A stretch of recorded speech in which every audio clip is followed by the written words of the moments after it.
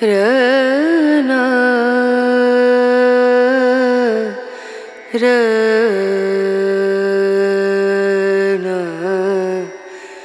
रनु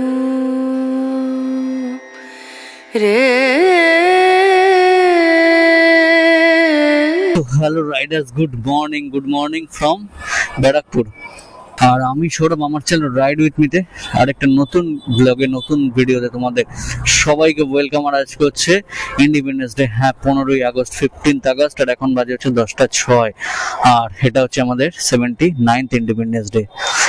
তো আজকে বেরিয়েছি, ঠিক আছে। হচ্ছে এখন ঘড়িতে বাজে হচ্ছে তোমাদের কটা বাজে, 10:06।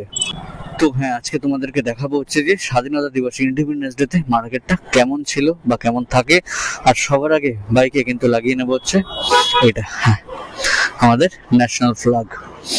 কারণ আজকে ইন্ডিপেন্ডেন্স ডে, তো এই ফ্ল্যাগটা কিন্তু লাগাতেই হবে বাইকে। আর এই ফ্ল্যাগটা লাগানোর পরে গাড়িটাকে কেমন লাগছে বা এই ভিউটা কেমন লাগছে সেটা কিন্তু তোমরা অবশ্যই কমেন্টস করে জানিও। এই ফ্ল্যাগটা লাগানো কিন্তু কমপ্লিট হয়ে গেছে। আর এখন দেখো, লাগানোর পরে কিন্তু ভিউটা, লুকসটা কিন্তু লাগছে ঠিক এরকম সুন্দর লাগছে। আর এখন এখান থেকে আগে চলো এগোই। ক্যামেরা অন হয়ে যায় কেন ফোনের? ওফ, দেখো বাইকটা চলার পরে কি সুন্দর লাগছে ফ্ল্যাগটা। দারুণ সুন্দর লাগছে। একটু বেঁকে আছে কি না, এবার ঠিক আছে। তো চলো, আজকে রাইড হবে, ব্লগ হবে, সারাদিন তোমাদের সাথে কথা হবে।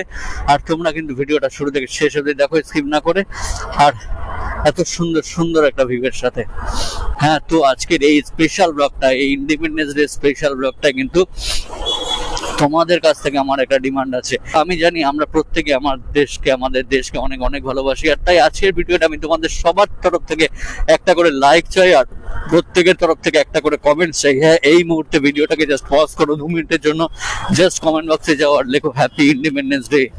তো আজকের এই সুন্দর, দেখো ফ্ল্যাগটা এত সুন্দর উঠছে, এত সুন্দর লাগছে দেখতে।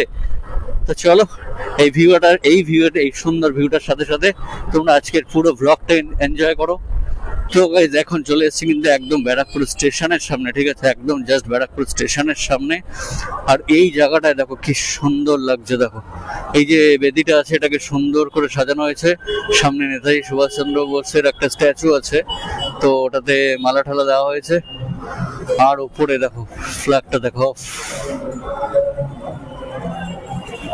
তো ব্যারাকপুরের স্টেশনের সামনে এই জায়গাটায় দাঁড়িয়ে ছিলাম অনেকক্ষণ, সুন্দর ফ্ল্যাগটাকে দেখছিলাম। আর এখানে বেশ কিছু প্রোগ্রাম মতো হচ্ছিল, তো বেশ ভালো লাগছিল। আর সত্যি কথা বলতে অনেকক্ষণ ধরে বেশ কিছু ফটোশুট করলাম, অনেকগুলো ফটো তুললাম এই ফ্ল্যাগটার সাথে। সুন্দর এই সিনেমাটিক শট যেগুলো তোমরা দেখলে, এইগুলো একটু নেওয়ার চেষ্টা করলাম। আর তারপরে এইসব করতে করতে একটা বুকিং চলে আসলো উবেরে। কাস্টমারটা আছে হচ্ছে এই পলতার দিকে, যাবে হচ্ছে কোন্নগর। আর উবের থেকে আসলো, তো চলো নিয়ে নিয়েছি, এখন যাই ফটাফট পিক করে তারপর বেরোই। আবার এখান দিয়েই তো যাবো। আর এই সুন্দর ভিউটার সাথে, সুন্দর এই ককপিট ভিউটার সাথে তোমাদেরকে জানাচ্ছি কিন্তু হ্যাপি ইন্ডিপেন্ডেন্স ডে। প্রত্যেকে স্বাধীনতা দিবসের অনেক শুভেচ্ছা। ম্যাডাম কোন্নগর না? কোন্নগর, উত্তরপাড়া। হ্যাঁ, পিনটা দিন।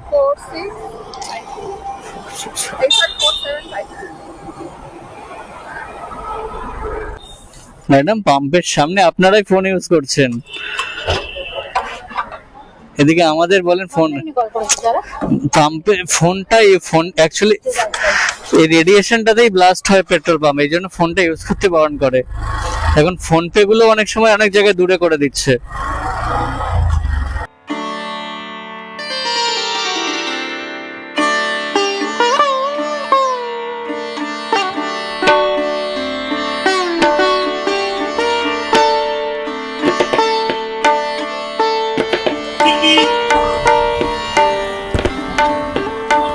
এখন আছি হচ্ছে উত্তরপাড়ার এখানে, কাস্টমারটাকে জাস্ট নামিয়ে দিলাম এই পিছনে। আর এখান থেকে একটা বুকিং পেয়ে গেছি, ঠিক আছে। কাস্টমারটা যাবে হচ্ছে সেক্টর 5। বাট সমস্যা হচ্ছে বৃষ্টি নেমে, যেদিকে দেখি এদিকে রোদ, আবার এদিকে বৃষ্টি হচ্ছে। কি বলবো, এদিক দিয়ে বেরিয়ে যাওয়া যাবে। তো একটু আগে জাস্ট এই বালি ব্রিজ দিয়ে গেলাম, আবার এখন চলে আসলাম এই বালি ব্রিজে। আর এখন যাচ্ছি হচ্ছে কিন্তু সেক্টর 5। এখান থেকে 16 কিলোমিটার রাস্তা আছে, 47 মিনিট মতো টাইম লাগবে। তো এই সেক্টর হয়ে যাওয়ার পথে এমন একটা জায়গা পড়বে, তোমাদেরকে দেখাচ্ছি। তোমরা হয়তো জাস্ট কিছুদিন আগে 2-3 দিন আগেই খবরে বা নিউজে দেখেছো বা শুনেছো যে একটা ডেলিভারি বয় সে তার একটা মানে খুব মর্মান্তিক বাজেভাবে একটা দুর্ঘটনা ঘটেছে আমাদের সল্টলেকে। ছেলেটা দাঁড়িয়ে ছিল সিগনালে, আর পাশ থেকে প্রচণ্ড দ্রুত গতিতে এসে একটা 4 হুইলার ওকে ধাক্কা মারে এবং ও সাইডে যে রেলিং থাকে সেখানে গিয়ে ওর পাটা আটকে যায় এবং উল্টোভাবেও আটকে যায়, মানে মাথাটা নিচের দিকে হয়ে যায়। আর এই অবস্থায় গাড়িতে আগুন ধরে যায় এবং ও ওখানেই মানে পুরে ওখানেই মারা যান ছেলেটি। তো একদম বাচ্চা ছেলে, যেটা আমি নিউজেও দেখলাম। বাড়ি হচ্ছে সুন্দরবন সাইডে কোথাও একটা। তো এখানে জাস্ট কাজের জন্য কলকাতায় এসেছিল, এইভাবে জাস্ট জীবনটা শেষ হয়ে গেল। তো তোমাদের প্রত্যেকেই বলবো যে যারাই বাইক চালাও না, খুব ভালো করে দেখে শুনে সাবধানে বাইক চালাও। যদিও এই ঘটনায় এই ক্ষেত্রে কিছুই করার থাকে না একটা বাইক চালকের, যেখানে আমি নিউজেও দেখলাম যে এইভাবে গাড়িটা এসে ধাক্কা মেরে দিলাম। তো যাই হোক, চলো এখন সেক্টর হয়ে যাওয়ার পথে না ওই জায়গাটা পড়বে। তো তোমরা চলো, তোমাদেরকে ওই জায়গাটা আমি দেখাচ্ছি একদম, যে ঠিক কোন জায়গাটায় ঘটনাটা ঘটেছিল। আচ্ছা, তো এবারে তোমাদের জায়গাটা আমি দেখাচ্ছি। এটা এই যে রাস্তাটা খালপাড় ধরে আসে, সবাই যেন ভিআইপি থেকে সেক্টর 5 গেলে আমরা ন্যাচারালি এই রাস্তাটাই নেই। তো ঠিক এই যে সামনে মোড়টা, এখান থেকে এই যে ডান দিকে হচ্ছে কেষ্টপুর সল্টলেকের যে ব্রিজটা পড়বে, সেই ব্রিজটা। তো জাস্ট ব্রিজটা পার হচ্ছে। সত্যি কথা বলতে টিভিতে নিউজে দেখার পর থেকে মানে বুকটা না জাস্ট কেঁপে গেছে জিনিসটা দেখে। এতটা সাংঘাতিক হয়েছে জিনিসটা, অ্যাক্সিডেন্টটা। মানে কি বলবো, সত্যি খুব খারাপ লাগছে যে মানে এই ছেলেটা ভাবতে পারছো একটা সুন্দরবন থেকে এসেছিল, এসে কাজ করতো। ঠিক এই যে আমার বাদিকে দেখো, আমরা দেখতে পাচ্ছি এই যে সব ব্যারিকেড করা আছে এই যে দড়ি দিয়ে, ঠিক এই জায়গাটায় জিনিসটা দেখে এখনো জিনিসগুলো পড়ে আছে এখানে। ঠিক উল্টো দিকে যে গলিটা আছে ওখান থেকে গাড়িটা আসে এবং এসে ওকে এই জায়গাটা কিন্তু ঠিক ধাক্কা মারে। তার এই জায়গাটা ঠিক সিগন্যাল দাঁড়িয়েছিল না, ঠিক এই সিগন্যালটা কিন্তু দাঁড়িয়েছিল। আর তখন উল্টো দিকটা থেকে একটা 4 চাকা প্রচণ্ড স্পিডে এসে জাস্ট ওকে ধাক্কা মেরে দেয় এবং এইখানে গিয়ে আটকে গিয়ে এবং গাড়িটা শর্ট সার্কিট হয়। যখন আগুন লেগে যায় তখন কিন্তু পুরো ছেলেটা মারা যায়। মানে জাস্ট ভাবতে পারছো মানে কতটা প্যাথেটিকভাবে চেষ্টা ঘটে এই জায়গাটায়। তো যাই হোক, প্রত্যেকেই বলবো এই জন্য যারা কিন্তু বাইক চালাও বা সারাদিন যে কোনো কাজের জন্য বা কোথাও ঘুরতে যাওয়ার জন্য, তারা খুব সাবধানে চালাও। চলো, তো জায়গাটা কমপ্লিট হলো সেক্টর 5 জাস্ট নামিয়ে দিলাম। নামিয়ে দিয়ে আবার এখান থেকে একটা বুকিং পেয়ে গেছি। ঠিক আছে, সাথে সাথেই পেয়ে গেছি। কাস্টমারটা আছে 1.5 কিলোমিটার দূরে যাবে হচ্ছে সল্টলেক সেক্টর 3 দিকে। তো সাথে সাথে নিয়ে নিলাম, কারণ উবেরের কি বলতো কন্টিনিউ এখন উবের থেকে অর্ডার নিচ্ছি। আর উবেরে যেটা দেখি সব 0% কমিশন, আর পার কিলোমিটার 10 টাকা হিসেবেও দিয়ে যাচ্ছে। তো আমার কোনো লস নেই। আর সবচেয়ে বড় কথা হচ্ছে উবেরের কি সিস্টেম, উবেরে যদি তুমি অর্ডার নিতে থাকো না, তবু তোমাকে অর্ডার দিতে থাকবে। যেমন জাস্ট একটা অর্ডার শেষ করছে, একটা অর্ডার ঢুকিয়ে দিচ্ছে।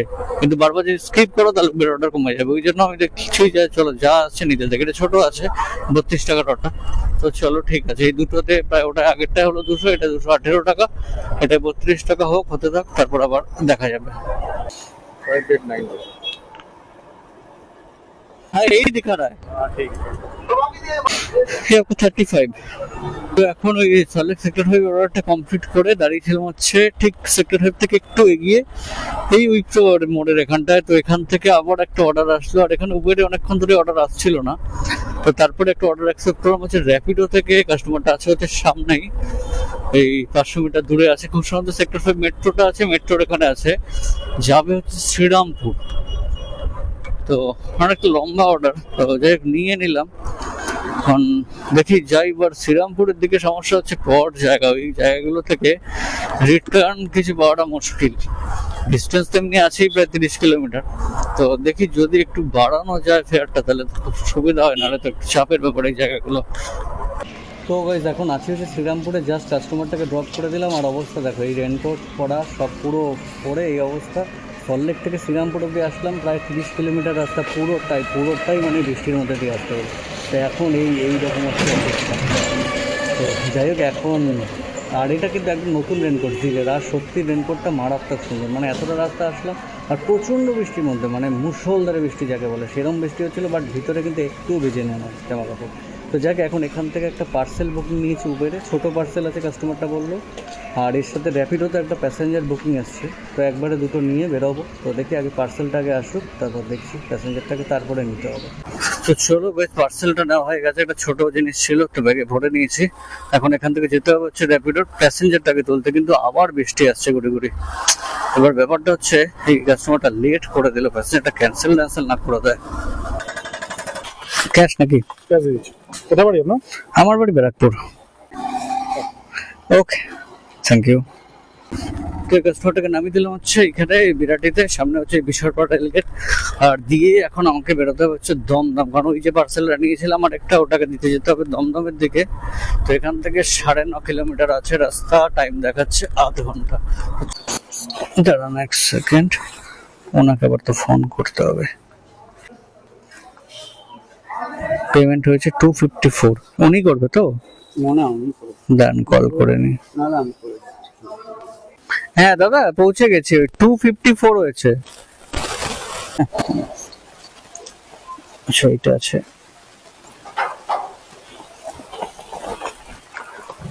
আচ্ছা ওকে, থ্যাংক ইউ। এটা কমপ্লিট, 254 এটা থেকে হলো। আর র্যাপিডো যেটা নিয়ে এসেছিলাম ওটা হয়েছিল 200 টাকা। তো একবারে দুটো পেলে মোটামুটি এটাই সুবিধা, তাও একটু এদিক ওদিক ছিল, মানে যে ডাইরেক্ট আসলে হয়তো মানে এভাবে আসাতে হতো 2-3 কিলোমিটার ঘুরতে হলো, বাট তাও ঠিক আছে, আমার যথেষ্ট লাভ হয়েছে। তো দমদমের পার্সেলটা কমপ্লিট করার সাথে সাথে এখান থেকে কিন্তু আরেকটা অর্ডার পেয়ে গেলাম। ঠিক আছে, এই কাস্টমারটা যাবে হচ্ছে বিরাটি, তো ওই জন্য সাথে সাথে নিয়ে নিলাম, কারণ এখন হচ্ছে ধীরে ধীরে বাড়ির দিকে অর্ডার নেবো। আপনি অভিরাজ তো? পিনটা 9884। এই দিক দিয়ে কি রোডে উঠে যাবেন? রোডে এই রাস্তাটা ভয়ঙ্কর জ্যাম আছে, আর সব সময় জায়গাটা এরকম হয়। এই হচ্ছে ঠিক নাগেরবাজার মোড়টা আমার পিছনে, আর সামনে হচ্ছে এয়ারপোর্টের দিকটা। কি অবস্থা দেখো, ম্যাপে দেখো পুরো সামনে লাল হয়ে আছে, মানে এয়ারপোর্ট অব্দি যেতে কতক্ষণ লাগবে তার ঠিক নেই। দেখো মাঝে মাঝে কিন্তু আমাদের জার্নিটা এরকমও হয়, সবসময় কিন্তু ফটাফট জায়গা থেকে ওই জায়গায় চলে আসছে এরকম হয় না। ঠিক আছে, তো চলো কিছুটা এই জার্নিটাও দেখো। না সামনে পুরো লাল হয়ে আছে, মানে সামনে মনে হচ্ছে পুরো জ্যাম।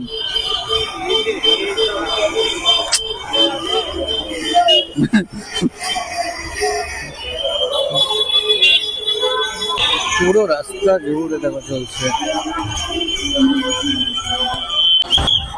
যশোর রোডের রিসেন্ট কন্ডিশন দেখো।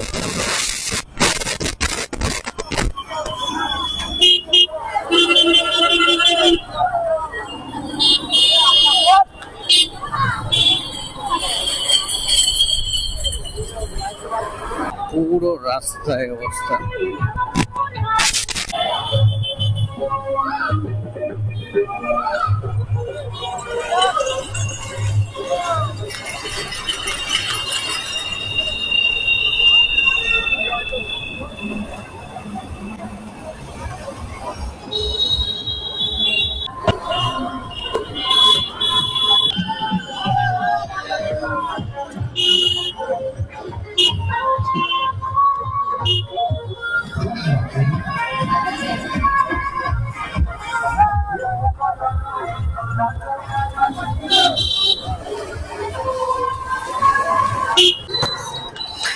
এই যে এইখানটা দেখাচ্ছে ওই 99।